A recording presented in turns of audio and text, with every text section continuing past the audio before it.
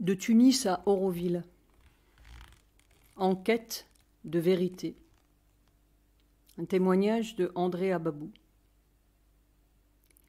4e partie. Des années troubles. Le conflit avec la SAS. Dès après le départ de mer, en 1973, l'atmosphère à Auroville commença à se dégrader. Je sentais un terrible manque de vérité. Les Aurovilliens ne communiquaient plus très bien. La communauté la plus importante était française et résidait à Aspiration. Normalement, nous partagions nos repas dans la salle à manger, mais soudainement, les gens prirent leur assiette et allèrent manger seuls dans leur hutte. Cela ne s'expliquait pas seulement par la nécessité d'un deuil que nous devions traverser, c'était autre chose. Ce que je ressentais, c'était que nous ne nous supportions plus les uns les autres. Nous n'avions plus le désir de nous retrouver. Il est probable que d'autres personnes présentes à ce moment-là ont ressenti autre chose. Je savais que cela ne durerait pas, que c'était transitoire. Dans les entretiens de mère, j'avais lu un passage où elle explique que chaque groupe constitué doit, à un moment donné de son existence, traverser et remporter une épreuve. Généralement, s'il n'y parvient pas, il se dissout. Je ressentais que nous étions en train de vivre cela. Si la situation avait dû perdurer, notre jeune communauté se serait vraisemblablement dissoute. L'aventure d'Auroville se serait arrêtée. Quand mère était là, elle était avec nous. Elle savait tout ce qui se passait. Elle faisait lien. Avec sa disparition physique, l'atmosphère de collectivité et de partage disparut totalement. Par ailleurs, Navadjata avait demandé à avoir une hutte afin de pouvoir venir à Auroville nous rencontrer et échanger avec nous. Il y passait tout au plus quelques heures. Jamais il n'y dormait, il était rare qu'il vienne seul, il était presque toujours accompagné de personnalités importantes, des businessmen. Il collectait l'argent pour le développement d'Auroville et de l'ashram. Il allait dans les huttes des gens. Il était fier de pouvoir montrer aux actuels et potentiels financeurs ce qu'il considérait un peu comme son œuvre. Ces visites ressemblaient à un show qui n'avait pas vraiment de réalité. Au cours de l'une de ces visites, ayant soulevé la petite fenêtre triangulaire d'une hutte, il tomba sur le spectacle de l'un de nous largement dénudé, et il en fut horrifié. Il rabattit vite la fenêtre, honteux et effrayé à l'idée que ses compagnons VIP aperçoivent l'affreux spectacle. Navadjata était un dévot de mère et profondément ancré dans la culture indienne. Il ne comprenait pas du tout le mode de vie occidental de tous ces jeunes Aurovilliens. Il est vrai que nous travaillions peu et étions en quelque sorte entretenus grâce au fonds de la Sri Aurobindo Society. Pour Navadjata, tout cela était difficilement supportable. La tension entre lui et nous, Aurovilliens, s'accentua. L'occasion des demandes de renouvellement de visa, qui dépendaient entièrement de Navadjata, devint le point de conflit premier et le lieu d'un chantage systématique. À ce propos, je ne suis pas très fier de moi. J'avais été convoqué dans son bureau pour le renouvellement de mon visa. J'eus l'attitude qu'il attendait de moi. Je lui affirmai que j'étais content et satisfait de ma vie à Auroville. J'aurais voulu pouvoir lui dire qu'il m'emmerdait, mais j'avais peur de ne pas obtenir son indispensable signature. Il avait placé des personnes acquises à sa cause à des postes clés d'Auroville, comme l'imprimerie, l'école. Nous réalisâmes plus tard que son objectif était de récupérer Auroville, d'en faire partir tous les Occidentaux, qu'il avait tendance à mépriser, et d'en faire une ville d'Indiens, seule digne selon lui d'un tel projet. Parallèlement à cette situation, Satprem traversait une période difficile avec les gens de l'ashram. Il travaillait sur les agendas et, ce faisant, se trouvait confronté à une forte opposition des ashramites qui refusaient que certains faits soient publiés. Satprem, bien entendu, refusait, lui, d'être censuré. Une sélection des notes sur le chemin, qui relatait les dernières expériences de mer dans le corps, avait déjà été publiée dans le bulletin du Centre international d'éducation Sri Aurobindo. Les agendas, ouvrage essentiel, représentaient beaucoup pour nous à Auroville. Pourtant, la petite fille de mère en interdit inopinément la publication. Tous les exemplaires déjà sortis furent retirés de la vente. Poorna estimait que les agendas n'avaient aucune valeur et que Satprem était un affabulateur. Elle était très amie avec un proche de Navajata, Barun Tagore, une personnalité de l'ashram qui par la suite allait jouer un rôle important dans le conflit. Luc Venet, un Aurovillien, alla trouver Satprem pour l'informer du chantage au visa que nous faisait subir Navajata. Satprem comprit immédiatement que quelque chose de grave était en train de se passer, que l'action de mer était déformée, qu'un énorme mensonge se faisait jour et qu'on nous éloignait de la vérité. Dès lors, il nous tint régulièrement informés de ce qui se déroulait tant à la SAS qu'à l'ashram. Luc était son messager. Les tensions s'amplifièrent, mais notre nouvelle complicité avec Satprem constituait une force. Nous formions un groupe. Nous avions en lui une confiance totale. Nous l'admirions. Nous avions lu tous ses livres. Il était celui qui nous informait des expériences que mère tenait. Nous lui en étions infiniment reconnaissants.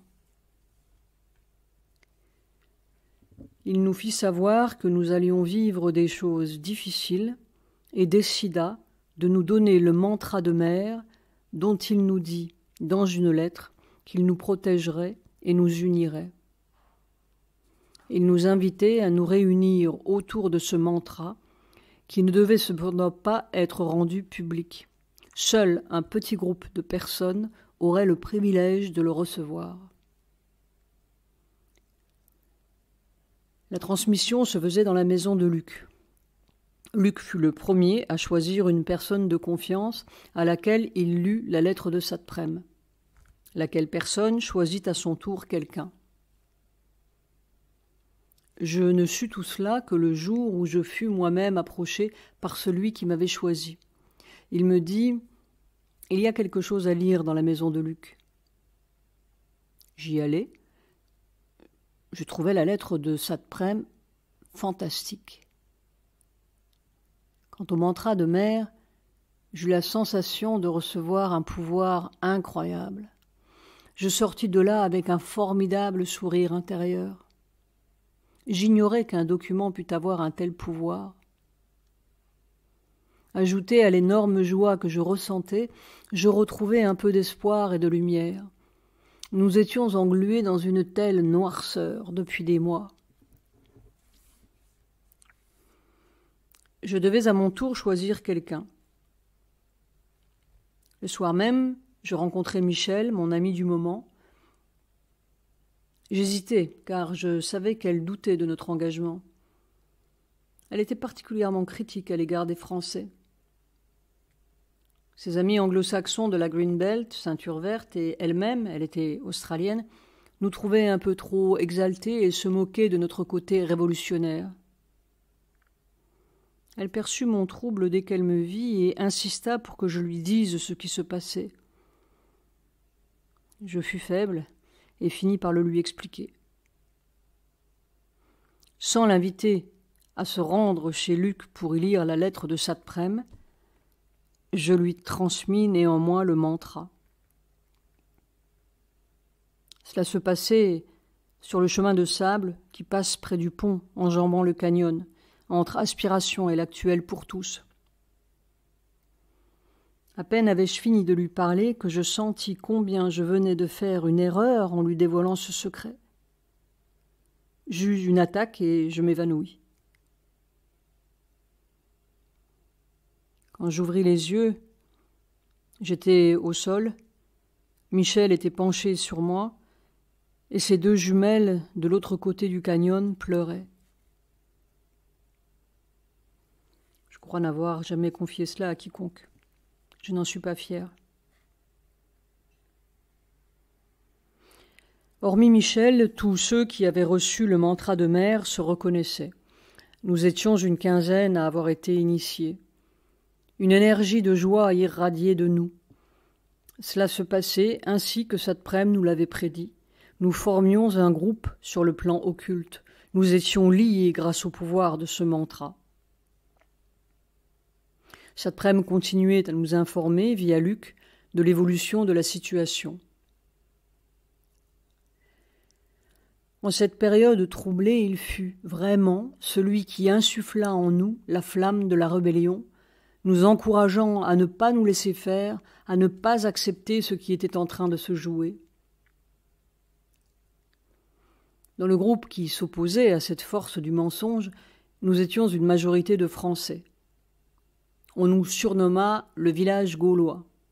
L'image du village d'Astérix et Obélix était plutôt bien trouvée. Nous vivions dans des huttes, notre village était la communauté d'aspiration et nous résistions à l'envahisseur. Puis Satprem finit par suggérer que les mots n'étaient pas suffisants, que nous devions agir plus concrètement. Nous décidâmes alors de récupérer la hutte de Navadjata, prétextant que nous manquions de place et avions besoin de ce logement supplémentaire. L'un de nous fit sauter le cadenas. Nous sentions que nous faisions là quelque chose d'important. Nous fîmes brûler de l'encens et allumâmes des bougies. Un voisin indien nous vit. Devinant que notre action serait suivie d'effet, il referma vite sa fenêtre pour qu'on ne le voie pas. Il avait raison. Nous pensions avoir allumé un pétard, c'est une bombe qui explosa. Le lendemain, un camion de police arrivait à Aspiration. Les policiers entrèrent dans la salle à manger où nous étions tous rassemblés. L'un d'eux commença à lire la liste de noms qu'il tenait à la main et demanda à chaque personne appelée de se présenter. Il s'agissait d'une liste d'une dizaine de personnes que Navadjata estimait dangereuses. Bien évidemment, aucun de nous ne répondit à l'appel du policier. C'est alors que Barun Tagore arriva et désigna du doigt chacune des personnes de la liste, les dénonçant toutes. Aujourd'hui encore, j'ai honte pour lui. Mais malgré son horrible geste, il continua à vivre assez longtemps à Auroville après cela. 3 semaines plus tard, mes amis furent emmenés à la prison de Tindivanam, où ils restèrent plusieurs jours. Satprem leur rendit visite. On m'a raconté que, touchant les barreaux, il prononça ces mots « Nous nous battons pour que cela n'existe plus ». J'espère que sa prédiction se réalisera. Tentative de résolution du conflit avec Michel. Cet incident me bouleversa totalement. Je me sentais impuissant. La Providence fit que peu après, je rencontrai Pourna alors que je sortais de l'ashram. Je la sollicitai aussitôt pour qu'elle intervienne et fasse sortir mes amis de prison. J'imaginais qu'elle en avait le pouvoir. Elle se mit en colère. Navadjata vous a généreusement donné des visas et vous vous comportez comme des 68ards attardés. Je compris qu'il n'y avait rien à espérer de sa part, mais je fus particulièrement choqué de réaliser qu'elle était du côté de la SAS, contre nous. Je ne soupçonnais pas qu'il y eût de telles oppositions. Mon ami Michel, également très perturbé par l'emprisonnement de certains d'entre nous, me dit « Écoute, je connais quelqu'un de très important à l'ashram. Si je lui parle, peut-être pourra-t-il faire quelque chose. Mettre des Aurovilliens en prison, ce n'est pas possible. » Cette personne, c'était Amal Kiran, un disciple que les gens de l'ashram respectaient énormément et considéraient comme très évolué. Sri Aurobindo le rencontrait régulièrement pour parler de Savitri. Plus tard, lorsqu'il commenta Savitri, de nombreuses personnes venaient l'écouter. C'était un grand érudit qui possédait un charisme incroyable. Michel rencontra Amal Kiran et lui expliqua ce que Navajata était en train de mettre en œuvre. Amal Kiran eut ensuite une discussion avec Navajata qui accepta de faire sortir les Auroviliens de prison à une condition, qu'ils reconnaissent par écrit leurs erreurs. S'ils signent un papier reconnaissant qu'ils se sont trompés, je les fais libérer. Lorsque Michel me transmit ce qui avait été dit, je fus euphorique. Mon ego se réjouit. J'allais réussir, avec l'aide de mon ami Michel, à mettre un terme à l'incarcération de mes amis. Nous étions à Pondichéry et rentrions sur Auroville lorsque je ressentis un malaise extraordinaire. Je réalisais que si les Auroviliens étaient libérés de cette manière, cela signifiait que tout ce qu'ils avaient entrepris jusque-là était invalidé. C'était comme si ça annulait leur aspiration, notre volonté, et renforçait au contraire le pouvoir de Navajata. Quand j'arrivais à Aspiration, je ne pus dormir de la nuit. Je me sentais tellement mal. Quelque chose me disait que ce n'était pas du tout une bonne idée et que si j'en parlais à mes amis, ils allaient se dire « André est complètement à côté de la plaque ». Alors je n'ai jamais raconté cela à qui que ce soit, bien que ce fût quelque chose de très important pour moi.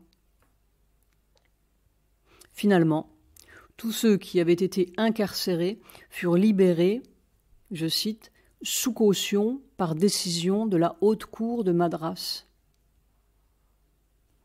Note de bas de page, citation de Alain Franck, Comment est née la loi de la Fondation Auroville, page 21, édition Le Pavillon de France, septembre 2017. Michel. À cette époque, je vivais avec Michel. Elle était très connectée à Mère, notamment à travers ses écrits. Elle avait une vraie connaissance et une aspiration très forte vers la vérité, la spiritualité. Sans doute est-ce pour cette raison qu'elle était souvent l'objet d'attaques occultes contre lesquelles elle se protégeait en utilisant le mantra de Mère. C'était une femme très spéciale, elle voyait les auras par exemple. Grâce à sa fréquentation et en sa présence seulement, je parvenais moi aussi à les voir. Elle avait vraiment quelque chose de magique. Lorsque nous marchions dans le sable, elle avait un rythme particulier qui déclenchait des vibrations étranges, des vibrations d'unité. Je retrouvais ces vibrations particulières en d'autres occasions, en particulier lors d'un concert de Ravi Shankar à Madras. Il jouait des ragas. Le public était essentiellement composé de Tamouls qui n'applaudissaient pas.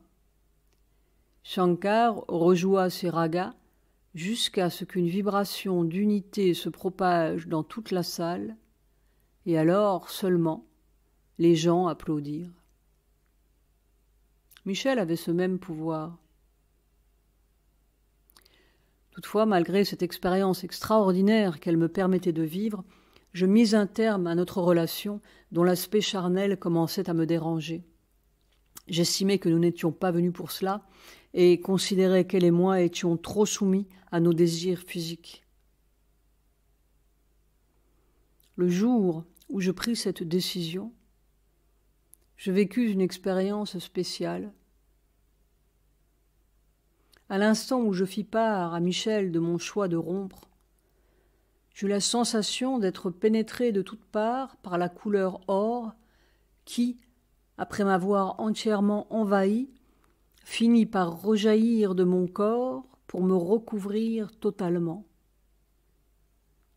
J'étais devenu doré, intérieurement et extérieurement. C'était extraordinaire.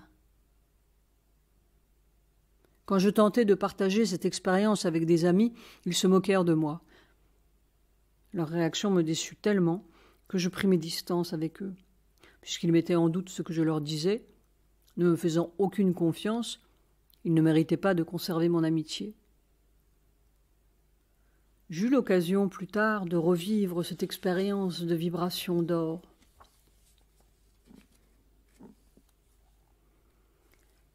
Les effets secondaires du conflit. le conflit entre Auroville et la SAS fut porté devant la justice par Navajata, et les fonds de la SAS qui nous permettaient jusqu'alors de vivre furent coupés. Note de bas de page. N'ayant jamais été quelqu'un de politiquement engagé, je ne relate ici les faits que d'un point de vue purement individuel et subjectif, à travers les souvenirs de notre vie quotidienne de l'époque.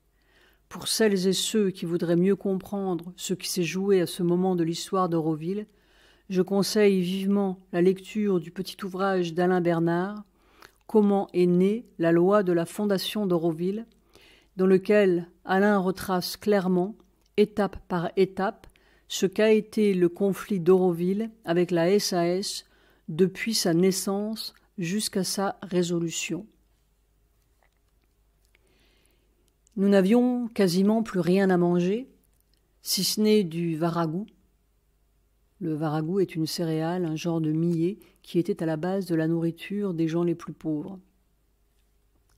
Je pus cependant améliorer un peu notre quotidien en pêchant. Un jour, au marché aux poissons de Pondy, je remarquai qu'il y avait des dorades, exactement les mêmes que celles que j'avais appris à pêcher à Marseille. Des dorades royales avec un croissant doré sur le front. Je réalisai qu'il y avait également des moules. J'achetai du fil et des hameçons, je me levai avant l'aube et partis pour Pondichéry à vélo. Puis je me rendis sur la jetée.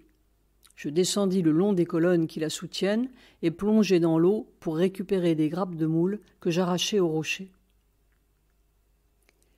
Je voyais le soleil se lever, les premiers rayons se reflétaient sur la mer, c'était vraiment magnifique. Une fois assis sur les poutres reliant les colonnes, je lançai mon fil et tout de suite les dorades arrivèrent. Elles étaient déjà là, en fait. Elles venaient manger les moules accrochés au rocher. Mais l'odeur de l'une d'elles, déjà ouverte, les attirait directement vers l'hameçon. Je pris beaucoup plus de poissons qu'à Marseille. Au début, les tamouls me regardaient comme si j'étais complètement givré. Ils échangeaient des regards qui en disaient long sur ce qu'ils pensaient de l'occidental assis sur une poutre de la jetée, un fil à la main. Mais quand ils me virent sortir une dorade, puis une deuxième, une troisième, et cela en très peu de temps, leur attitude changea. Un jour, après que j'eus déjà pêché quelques poissons, l'un d'eux me demanda pourquoi je continuais. Ta question était juste, mais je ne réussis pas à lui faire comprendre que je pêchais aussi pour des amis. Ces quelques poissons, bien que bienvenus, ne suffirent pas, loin s'en faut, à améliorer le moral général. Mère avait quitté son corps, Navajata nous détestait et s'en prenait à ce pourquoi nous étions venus de partout et de si loin, les amis avaient été emprisonnés, l'avenir était incertain, et nous manquions de nourriture. Nous devînmes irascibles.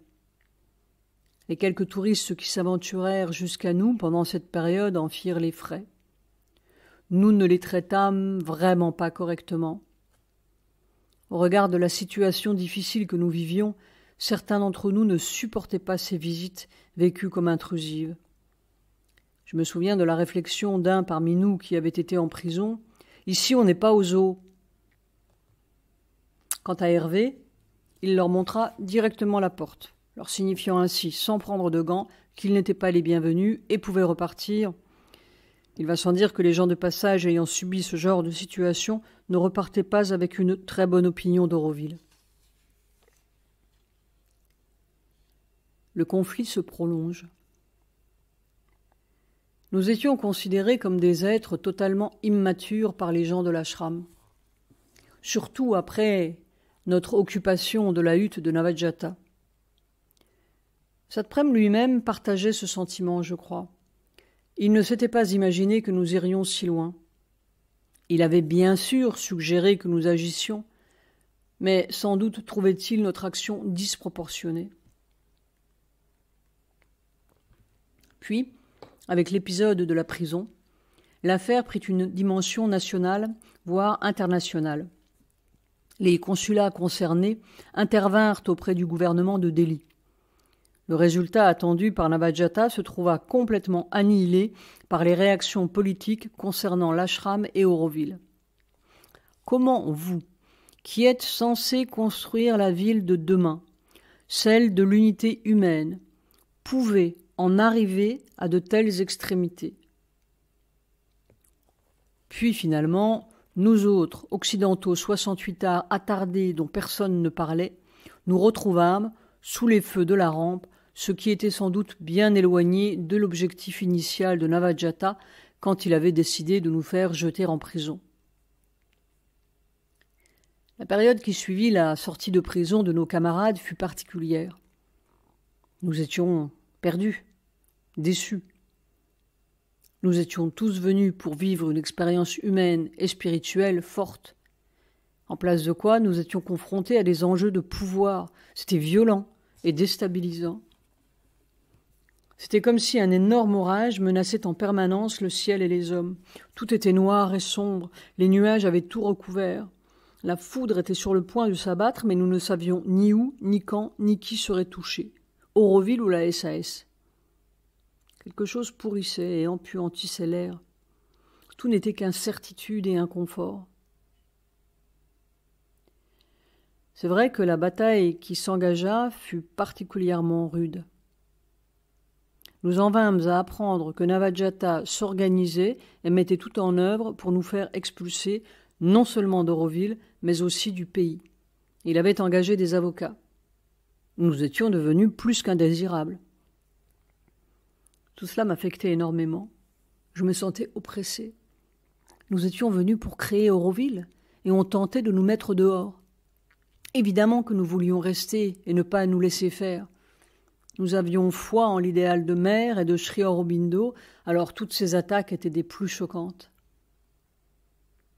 Les gens se divisèrent. D'un côté, les irréductibles du village gaulois, soutenus et encouragés par Satprem, de l'autre les neutres, proches de l'ashram, jugeant les premiers irresponsables, les accusant de mettre en péril l'avenir d'Auroville, alors que nous luttions justement pour son existence. Un jour, nous, les emmerdeurs d'aspiration, nous retrouvâmes tous dans la salle à manger. Nous avions senti que quelque chose n'allait pas, que nous étions la cible d'une attaque occulte venant de Pondichéry, de l'ashram. Nous nous servirent du mantra de Mère pour contre-attaquer. Un autre soir, nous étions une vingtaine rassemblés à l'endroit où se trouve désormais le Pour tous. Je ressentis de nouveau le pouvoir incroyable du mantra de Mère. Ce fut un moment important pour moi. Pour la première fois depuis longtemps, l'unité humaine régnait de nouveau au sein de notre groupe. Nous nous retrouvions, nous parlions. L'atmosphère était très belle. Il y avait une vraie fraternité entre les gens. Nous plaisantions sur ce qui nous arrivait, tentant ainsi de détourner le drame avec humour. Puis, nous fûmes une quarantaine de personnes à être incarcérées pendant 2 jours et 2 nuits, fin août 1977. Quand les policiers arrivèrent avec leur liste, nous voulûmes nous réfugier dans la chambre intérieure du matrimondir. La chambre était quasiment terminée, mais des échafaudages subsistaient. Malheureusement, l'un d'entre nous avait le vertige. Nous décidâmes de rester unis et redescendîmes pour nous rassembler autour du banyan. Comme nous refusions que les policiers nous poussent dans les camions, ils nous dirent « D'accord, alors montez vous-même », ce que nous fîmes. La police nous conduisit dans 2 prisons distinctes.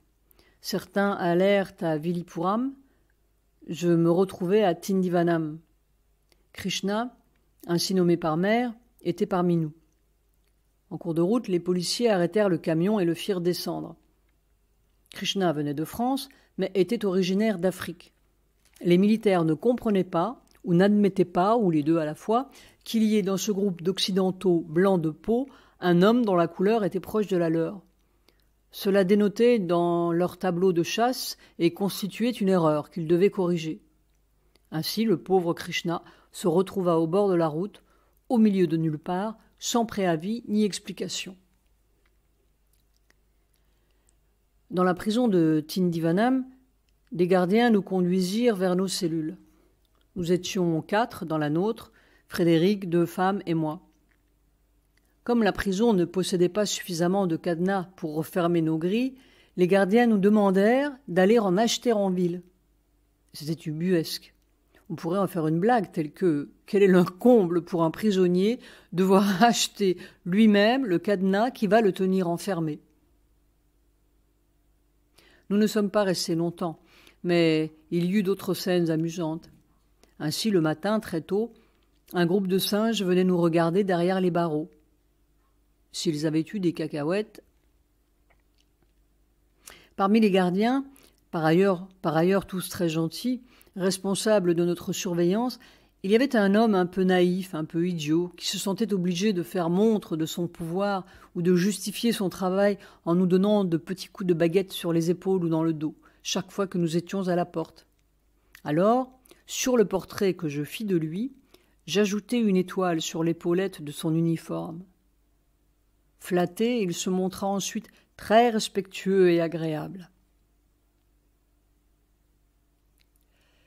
Un conflit plus personnel, la rupture avec Roger, perdue entre amitié et aspiration. J'étais amie avec Roger, qui ne partageait pas du tout le point de vue de Satprem. Bien qu'il l'admire pour ses écrits, il n'appréciait pas son attitude vis-à-vis de Navajata. Roger était clairement du côté de Navajata, dont il dépendait sur le plan financier. Pour me rassurer, il me disait que, le moment venu, il saurait le convaincre, qu'il n'en avait pas peur. Satprem m'avait demandé d'illustrer un texte de souvenirs d'enfance, qui ne fut, hélas, jamais publié. Note de bas de page, malheureusement, j'ai perdu ce document, comme de nombreuses autres choses. En fait, je suis quelqu'un qui perd. Il reste peu de traces de ce que j'ai accompli, seulement ce qui a été rassemblé sur mon site. Il est relaté, entre autres souvenirs, ceux de son frère, qui, malgré l'aide que Satprem avait tenté de lui apporter, s'était suicidé. Ce drame faisait suite à une histoire de procès dans lequel le frère de Satprem était impliqué. Je n'en sus jamais davantage. En revanche, Satprem m'avait montré de nombreuses photos de Bretagne, en particulier de l'endroit où il avait vécu, la côte sauvage. C'était magnifique. Ces documents devaient m'aider pour mes illustrations, lesquelles le satisfirent totalement. Il trouvait, comme Sujata, que j'avais du talent. Lorsque je rencontrai Satprem pour cette collaboration, au cœur de notre conversation, j'évoquai Roger. Il eut alors cette réflexion que je n'ai jamais pu oublier et que par la suite, je finirai par comprendre. Roger n'a jamais fait un pas. Ces quelques mots me décentrèrent complètement. Je fus envahi de doutes. Je ne savais plus qui était dans le vrai. Mère avait demandé à Roger de faire la ville, mais il s'absentait tout le temps, souvent pendant plusieurs mois. Je trouvais cela très gênant. Après une de ces longues absences, il revint accompagné de Jacqueline, une Aurovilienne repartie en France et qui avait travaillé précédemment avec lui dans son bureau d'architecture. Roger projetait d'acheter un château en ruine dans le Vaucluse, au Crestet, un village magnifique situé près de Vaison-la-Romaine. Il m'avait montré des photos. Lorsque je vis l'amoncellement de pierres écroulées qu'il prétendait acheter, je le pensais devenu fou. Jacqueline devait l'aider à reconstruire ce château. À Auroville, ils décidèrent que Roger continuerait à habiter à Pondy, tandis que Jacqueline s'installerait à Aspiration. Elle était très élégante, Jacqueline, tellement bien habillée comparée à nous autres sauvages du Nouveau Monde qui vivions presque nus ou en guenilles. Quel contraste! J'habitais une hutte divisée en 3 parties. Paul Pinton vivait dans une alvéole, moi dans la seconde. La 3e fut attribuée à Jacqueline. J'entrepris d'expliquer à Jacqueline les raisons pour lesquelles nous nous opposions à la SAS. Elle me rétorqua « Mais comment peux-tu être avec ces gens-là qui sont totalement immatures ?» Je compris alors qu'elle était sous l'influence de Roger. Je me retrouvais tiraillé de toutes parts. Roger et Jacqueline d'un côté, ainsi que Michel, de l'autre mes amis du cercle du mantra, je me sentais affreusement mal dans ma peau. Quand Jacqueline s'absenta pour rejoindre Roger à Pondichéry pour le week-end, je me sentis libérée de leur influence à tous les deux. Mes doutes n'avaient pas disparu pour autant. Au contraire, ils m'habitaient tant que j'avais l'impression qu'ils m'avaient coloré de gris. Je ressentais cette triste couleur partout à l'intérieur de mon être. Lorsque je sortis de ma hutte, je vis Anita, notre amie allemande. Anita partageait le secret du mantra et adhérait aux positions de Satprem contre la SAS. Elle était très claire et comprenait l'agressivité des Français. Lorsqu'elle me vit, elle me dit aussitôt « Tu ne vois pas la tête que tu as ?» Elle avait compris les doutes qui me rongeaient. Ce moment et les paroles d'Anita furent essentielles. Elle était l'instrument qui me permettait de recouvrer la vue. Ce fut comme un effet miroir qui mettait la lumière sur les mots de Satprem « Roger ne veut pas faire un pas ». Brusquement, je compris. Roger n'avait jamais fait un pas vers l'idéal, cet idéal pour lequel nous étions venus et qui nous rassemblait. Quelque chose ne va pas, pensai-je. Jacqueline peut me dire ce qu'elle veut. Je sais que Roger n'a jamais voulu et ne veut pas faire un pas. C'est cela la vérité. Si Anita m'avait ouvert les yeux et permis de reconnaître la vérité, il me serait aisé de faire de même avec Jacqueline à son retour. Je lui parlerais de mon expérience, de la façon dont tout s'était éclairci en un instant, de la façon dont ceux que je jugeais excessifs et dont je m'étais éloigné étaient redevenus soudain mes frères. Roger et Jacqueline étaient également mes frères. J'allais les rallier à notre cause. Il suffisait qu'ils fassent un pas. Le week-end s'achève et Jacqueline revient. Je lui dis « Viens, sortons, je dois te parler ». Je commence à lui raconter mon expérience. Elle m'interrompt. « Toi aussi, t'es devenu aussi con que les autres ?» J'étais tellement sincère que je continuais d'essayer de la convaincre. Plus j'argumentais, plus elle devenait agressive. Je la trouvais d'une mauvaise volonté incroyable. Il m'apparaissait clairement qu'elle non plus ne voulait pas bouger.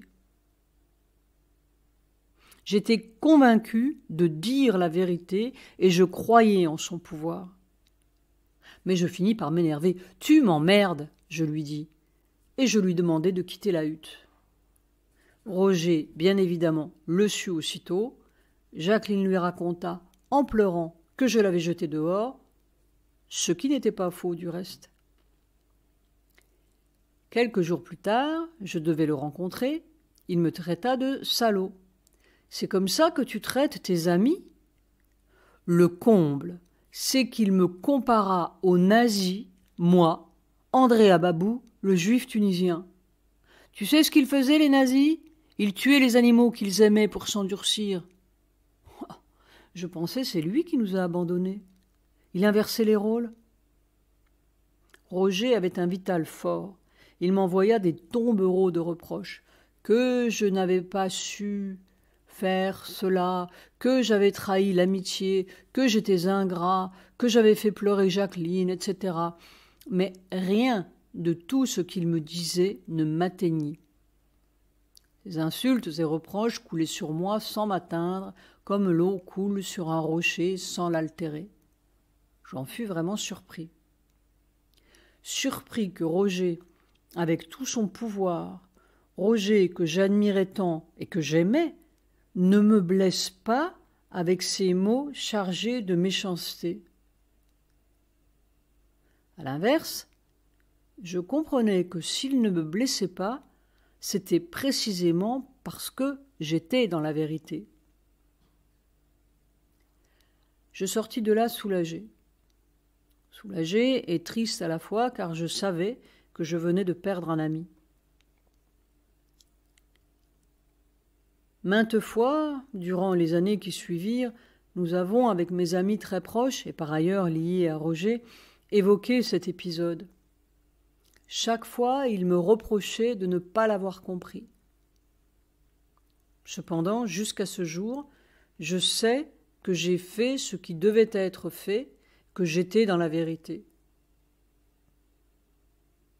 Plus tard, je racontai bien sûr cet incident à Préma. Elle résuma ainsi la situation. En fait, c'est très simple. À l'amitié, tu as préféré Auroville et l'idéal. Cette petite phrase de Préma m'a beaucoup aidé à dépasser ce conflit. Un peu après cette altercation, Roger arriva à Aspiration avec une ambassadeur qui devait le conduire à l'aéroport pour un nouveau départ. Note de bas de page, l'ambassadeur est une automobile produite par le constructeur indien Hindustan Motors entre 1957 et 2014. Nous étions près du taxi. Au moment de mettre les valises dans le coffre, un grand cri jaillit de mon âme, fort, puissant. « Roger, tu ne peux pas partir maintenant, tu ne peux pas partir !» Je pensais que dans les événements qui allaient suivre, il avait un rôle de poids à jouer pour défendre notre cause. Il avait été investi d'un pouvoir par mer, celui de construire la ville, bien sûr, mais au-delà de cela, il représentait beaucoup pour la plupart d'entre nous. Ce n'était pas n'importe qui. Certaines personnes sentaient vraiment la présence de mer sur son épaule. Ils la voyaient. Les gens appréciaient et aimaient Roger, surtout les Français. Alors ce grand cri est sorti de moi. « Non, Roger, ce n'est pas le moment de partir. » Il m'écouta sans mot dire, puis au moment où il ouvrit le coffre, l'angle pointu le heurta juste entre les yeux, faisant couler un peu de sang. J'y vis un signe. Il émit un petit cri, releva la tête, mit sa valise dans le coffre, puis partit. Alain Bernard, qui était présent, eut cette image du capitaine qui s'éloigne sur un canot de sauvetage, abandonnant son navire et son équipage en attendant que le mauvais temps se calme. Lorsqu'il revint, plusieurs mois après, ce fut empreint d'un air très paternaliste. Il se voulait rassurant. « Ce n'est rien, ce ne sont que des enfantillages, tout cela. » Il se comporta tel un patriarche, ce que les Aurovilliens n'apprécièrent pas du tout.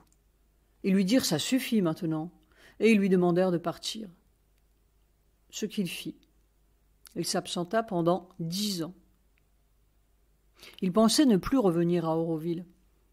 Mais Jacqueline et quelques autres lui rappelèrent l'importance de la mission que Mère lui avait confiée. Il objecta qu'on ne voulait plus de lui. Il va de soi que de son côté, il ne voulait plus entendre parler de moi. Il était fâché et peiné à la fois que j'ai choisi mon camp contre le sien. Finalement, il se décida à revenir. Un froid terrible s'installa entre nous. Je voulais lui dire que je l'aimais toujours, alors je lui dis que peut-être j'avais eu un tort. Ce n'est qu'à partir de ce moment-là qu'il m'accepta de nouveau. Mais quelque chose était définitivement brisé dans notre relation. On ne peut pas effacer ce qui a été vécu. Malgré cela, plusieurs années après, il nous invita, Préma, Pavitra et moi, dans son château du Crestet. Ce qu'il y avait réalisé avec ses pierres effondrées me permit de constater une fois encore à quel point il avait du génie. C'était remarquable. Jacqueline était venue nous chercher à la gare d'Orange. Elle était extrêmement gentille, mais dans la voiture qui nous conduisait chez Roger, s'adressant à Préma et me considérant, elle lui dit « Tu sais, ton ami, il nous a trahis. Il a trahi notre amitié. » Ce n'était pas exactement l'accueil auquel je m'attendais. J'étais très gênée. Je faillis ouvrir la porte, mais j'étais coincée. Heureusement, Préma connaissait toute l'histoire et me soutenait. Euromodèle. En ce début des années 70, mon ami Derib, créateur de la bande dessinée Yakari, projeta de venir vivre à Auroville. Il me demanda de lui dessiner sa maison, puis de la construire. Il était déjà venu à Pondichéry et avait rencontré Mère, à qui il avait montré ses dessins. Mère l'avait trouvé talentueux. Pour sa maison, il avait peu d'exigences, mais souhaitait avoir une salle de dessin. Tout devait être simple. Il me dit « Fais-la comme si c'était pour toi ». Je m'appliquais beaucoup à la réaliser. Roger me donnait des conseils, toujours très précieux, la fameuse touche du maître. Nous décidâmes de faire cette maison à Euromodèle. Les personnes qui me voyaient dessiner la maison ne comprenaient pas que je puisse travailler gratuitement. Je leur répondais que j'avais confiance en Mère. Puis Derib rencontra une femme, et il se trouva qu'Auroville ne l'intéressait pas. Derib me proposa alors de me donner sa maison. Il continua même à financer les travaux quand Préma et moi, à court d'argent, l'avons sollicité. Il m'offrit sa maison, ma maison. J'eus une chance inouïe. Ce fut un tel cadeau. La vue y était fantastique. Partout la mer à l'horizon, une bande bleue sur un panorama à 360 degrés. La terre était nue, rien ne faisait obstacle à cette vue incroyable. C'était un paysage très méditerranéen, magnifique. Roger avait lui aussi été très attiré par le site et il en avait parlé à Mère, lui précisant que quelque chose toutefois lui avait déplu. À son arrivée en Land Rover, des enfants du village avaient lancé des pierres sur sa voiture.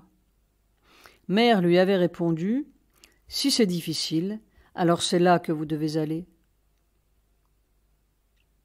Je ne crois pas que Mère ait voulu commencer la construction de la ville par Euromodèle. Mais Roger faisait ce qu'il voulait. Et nous suivions les uniques instructions que nous avions, à savoir celles de Roger. Il travailla donc sur ce projet et en fit quelque chose de vraiment spécial qui, bien sûr, ne plut pas à tout le monde. C'était très particulier, des formes rondes. Dans le bureau d'architecture, nous nous régalions à penser et à réaliser ce genre de maison qui n'existait nulle part ailleurs. Moi, j'adorais. Les maquettes furent réalisées par plusieurs personnes tamoules que Roger et l'équipe avaient formées. Le parti architectural de Roger était de faire des formes en harmonie avec la terre rouge et désertique qui les entourait. Ces terrains nus n'étaient recouverts qu'à la saison des pluies par les arachides que plantaient les villageois. La première maison à sortir de terre fut celle de Luc Venet. Plus tard, Roger refit pour lui-même, de manière très habile, la maison en ruine de Karan-Singh. Quant à ma maison, je vins m'y installer sur l'insistance d'Eliane, ma voisine, alors que ce n'était qu'un chantier. Eliane habitait la maison de Carmen, également construite par Roger. Lorsque Préma me rejoignit, je consacrai beaucoup de temps et de travail pour rendre la maison plus fonctionnelle. Préma aimait l'endroit, mais pas vraiment la maison. Et puis, il lui fallait une chambre à coucher, ce que Roger ne prévoyait jamais. C'était même en contradiction totale avec son parti architectural. Il ne voulait ni étage ni chambre à coucher dans ses maisons. Préma dut beaucoup insister. Je passais de nombreuses heures à chercher comment solutionner le problème. Il était très difficile d'intégrer une chambre dans la structure déjà existante. Roger m'avait contaminé. J'avais accordé plus d'importance à l'esthétique de la maison qu'à sa fonctionnalité.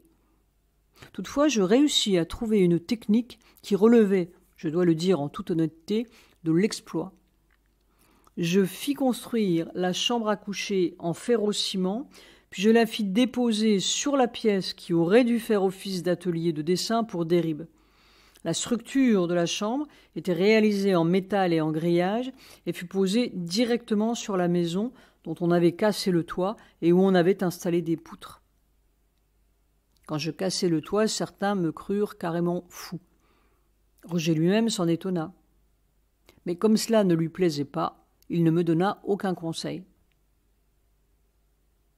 Cette maison est, je crois, la maison d'Auroville qui a été le plus souvent détruite et reconstruite. Un amour hors norme. Préma est arrivé au moment le plus dramatique de la vie d'Auroville, celui de la séparation avec la SAS. Elle séjournait à Révélation. Je l'ai rencontrée dans un tea shop à l'entrée d'Aspiration. Dès que je l'ai vue, j'ai été attiré par ses yeux, lumineux, magnifiques. Elle avait un vélo de course qui me servit d'alibi pour entamer la conversation. Nous avons fait connaissance.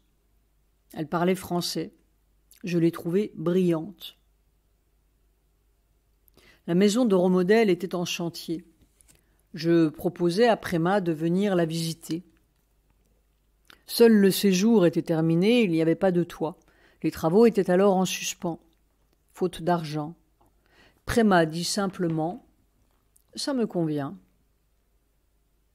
On a d'abord construit un petit shed pour y habiter. Le shed est une petite construction à végétaux, feuilles de palmier, etc.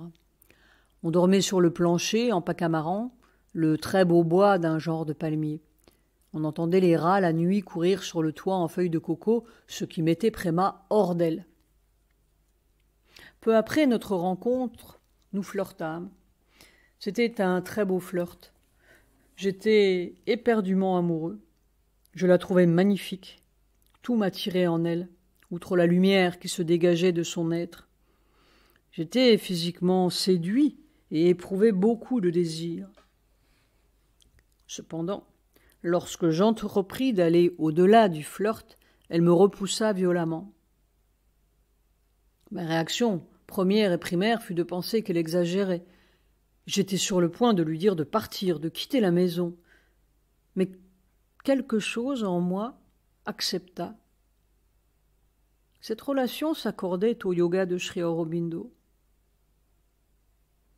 Dès lors, curieusement, plus une seule fois, au cours de notre longue vie commune, je n'eus physiquement envie d'elle. L'absence de relations sexuelles ne nous empêcha pourtant pas d'être tous deux extrêmement jaloux dès que nous soupçonnions l'autre d'avoir une aventure. Mais en ce domaine, Préma s'avéra être une véritable tigresse. Un jour, elle était dans une telle colère contre moi qu'elle me mit à la porte. Je crois que si elle avait eu une arme à portée de main, elle m'aurait tué. J'ai vraiment cru mourir, tant sa rage était d'une force destructrice. Elle avait un tempérament de feu que lui valait peut-être, en partie, ses origines mi-siciliennes, mi-argentines. Je fus obligé, ce jour-là, de me réfugier à Oromode. Il fallut des semaines, ainsi que l'intervention répétée de mes amis, pour que Préma s'apaise et qu'elle se laisse convaincre de m'accepter de nouveau. J'eus pour ma part un doute sur une relation qu'elle aurait pu avoir avec un autre homme. Ce doute m'habite toujours.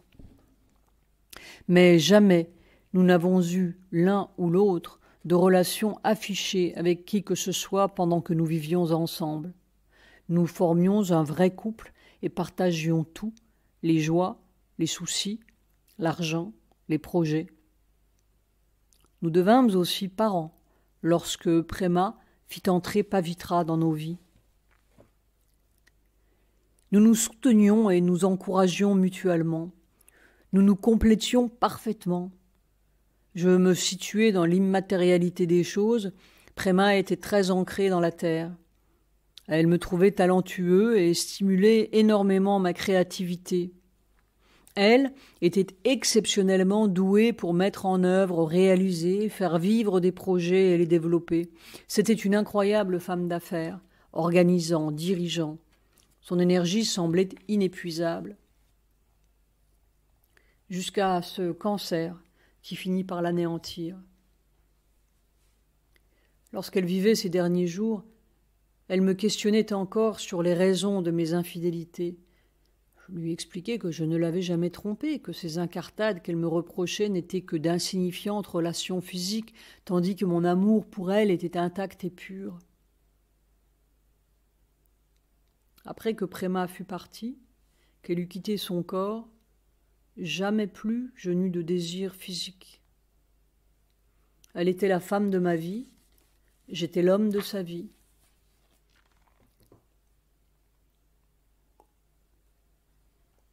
Préma. À l'âge de 16 ans, Préma sentit qu'elle ne devait plus aller à l'école où elle se sentait prisonnière. Elle voulait travailler et être libre.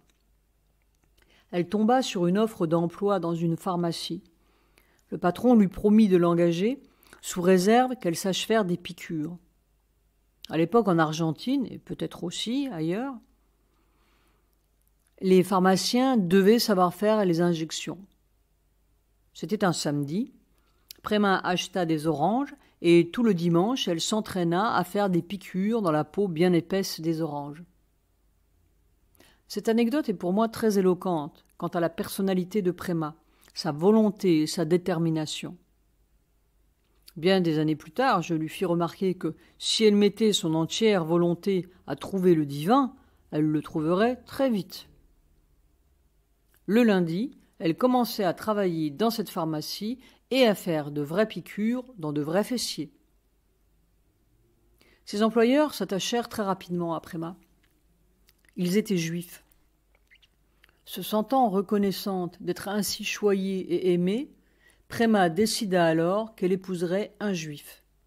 Elle rencontra en effet un homme juif, avocat, mais ne voulut pas l'épouser. Elle se maria finalement à un musicien percussionniste qui devint par la suite fort célèbre, Martin Saint-Pierre. Préma était très consciente de son don. Il possédait cette science du rythme qui le fit reconnaître par les plus grands musiciens africains. Ensemble, ils quittèrent l'Argentine pour l'Europe.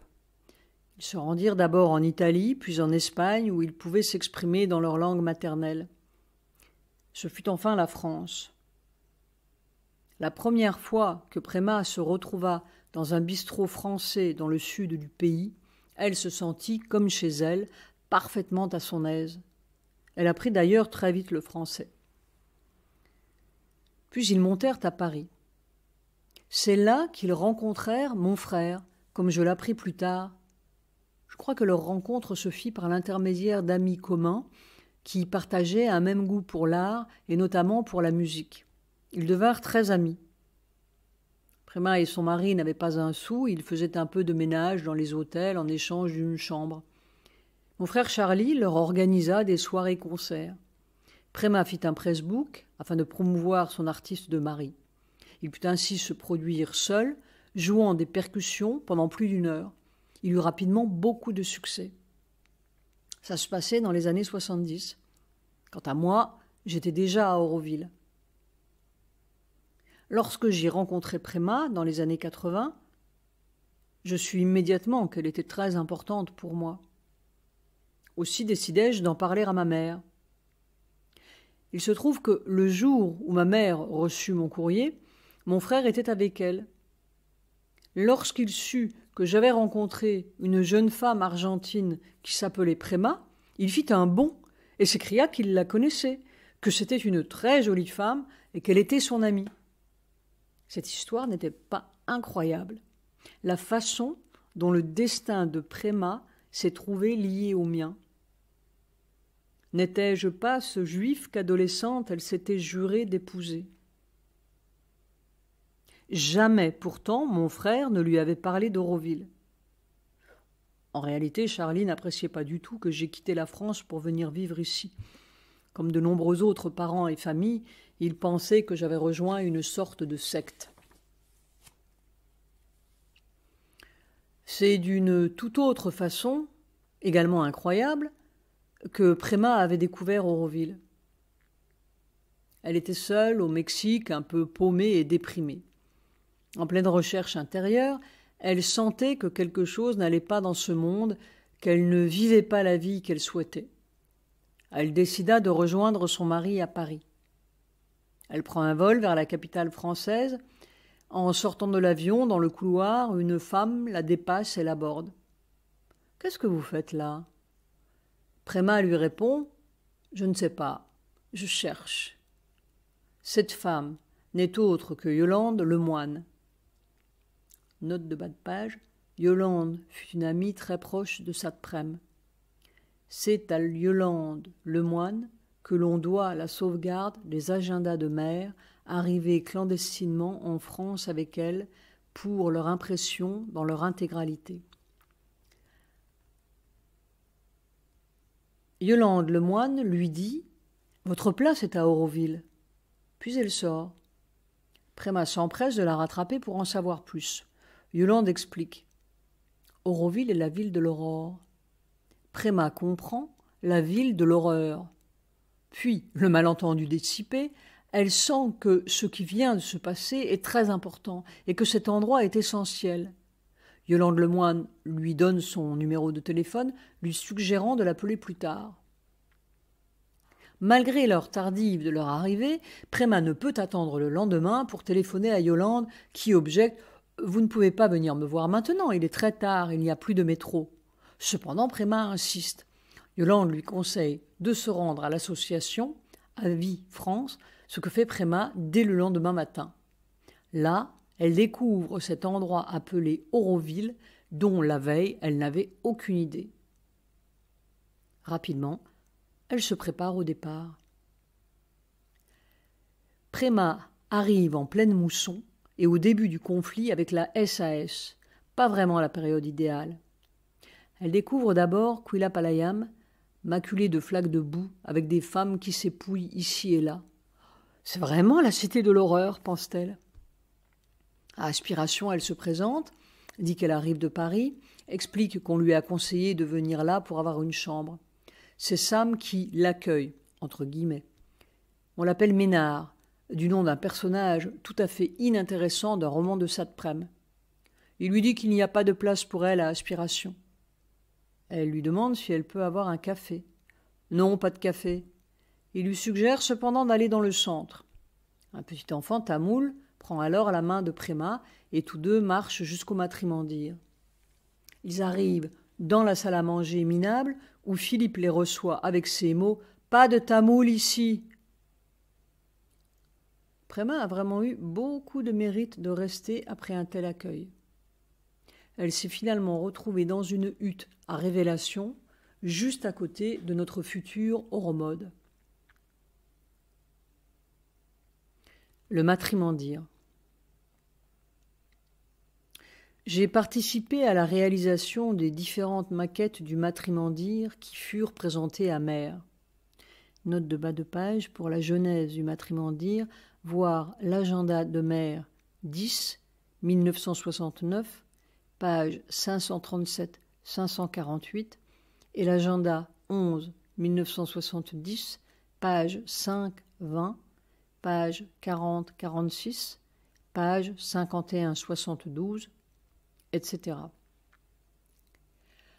L'une d'elles avait la forme d'une pyramide, des passages conduisaient au centre. Quand Roger et Pournal la lui montrèrent, Mère dit « On ne monte pas sur le matrimandir ». L'idée du matrimandir et de sa forme ronde est venue de Roger. Il se référait à l'œuf divin. Note de bas de page, l'œuf cosmique ou œuf du monde est un concept symbolique utilisé pour expliquer, selon de nombreuses cultures et civilisations, l'apparition du monde. Mère aima l'idée. Pour Roger, le cercle évoquait les lingam que l'on trouve dans les temples hindous vus du dessus. Mère aurait souhaité que Roger travaille davantage avec Paolo Tomassi, mais cela ne fut pas possible. Par la suite, je participais aussi, bien sûr, à sa construction, en coulant du béton, notamment. Chacun apporta quelque chose. à l'édification du matrimandir. Ce fut un vrai travail collectif. Cependant, la réalisation de cette merveille ne se fit pas sans heurts. Des désaccords profonds existaient entre les différents architectes. Chacun voulait participer, donner son avis. Deux groupes s'opposaient avec deux visions différentes sur la manière dont les choses devaient être faites. Il y a tout de suite eu beaucoup d'architectes à Auroville, ce qui est en soi fort bienvenu pour construire une ville, mais ce qui génère aussi beaucoup de concurrence, de conflits d'idées, de jeux d'ego. Ce n'était pas simple. La moindre réalisation portait à discussion. Certains voulaient, par exemple, qu'il n'y ait pas de démarcation entre le sol et le début de la rampe qui mène à la chambre intérieure, tandis que Roger souhaitait au contraire qu'il y ait une marche pour souligner le début du chemin vers cet espace de concentration fabuleux. Je trouve que ce qu'il a fait est remarquablement beau. Les marches avec cette sculpture où se trouve une petite lampe, c'est génial. De même que les mosaïques sur lesquelles s'écoulent verticalement des petites cascades d'eau. Avec le recul, je réalise qu'à chaque période de la vie d'Auroville, des différends ont opposé Roger à la communauté, ce qui lui fut extrêmement difficile à vivre. Il se considérait, à juste titre, chef architecte, puisque Maire lui avait confié la réalisation de la ville. Mais la construction du matrimandir ne débuta réellement qu'après le départ de Maire, et les choses n'étaient plus si évidentes. Son travail était contesté, et tous ceux qui, comme moi, le soutenaient, étaient méprisés. Nous étions, il est vrai, quelques inconditionnels, Bagwandas, Louis, Luigi et moi. Pour nous quatre, Roger était un génie, et il le reste. Il fallait qu'il ait le cœur bien accroché avec toutes ces critiques. D'autres, heureusement, disaient « Mais laissez-le finir, laissez-le réaliser ce qu'il veut et doit réaliser. » Pour la chambre intérieure, Mère ne voulait pas que les architectes s'en mêlent.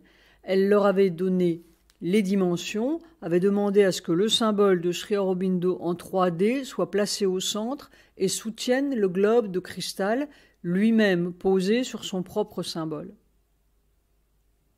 À ce propos, ces derniers temps, une question me préoccupe. Chaque matin, lorsque je rentre dans la chambre, je remarque que l'on voit très bien le symbole de Sri Aurobindo parfaitement réalisé, mais à peine celui de Mère, ce qui me semble injuste. Je pense qu'il aurait été important qu'il soit doré, comme l'est le symbole de Sri Aurobindo, que l'on en ait tracé et souligné toutes les lignes en or. Quoi qu'il en soit, le matrimandir est, de mon point de vue, un bâtiment exceptionnel, et pas seulement sur le plan architectural. J'y ressens vraiment l'empreinte de Mère, spécialement dans la chambre intérieure, avec le rayon de soleil qui tombe sur la boule de cristal. Cette idée fut particulièrement complexe à mettre en œuvre. Il fallait trouver un système qui permette d'orienter la lumière du soleil en fonction de l'évolution de sa position. On appelle ça un héliostat. Il s'agit d'une véritable prouesse technique. Pierrot, qui l'a pensé et réalisé, s'est avéré être un technicien génial.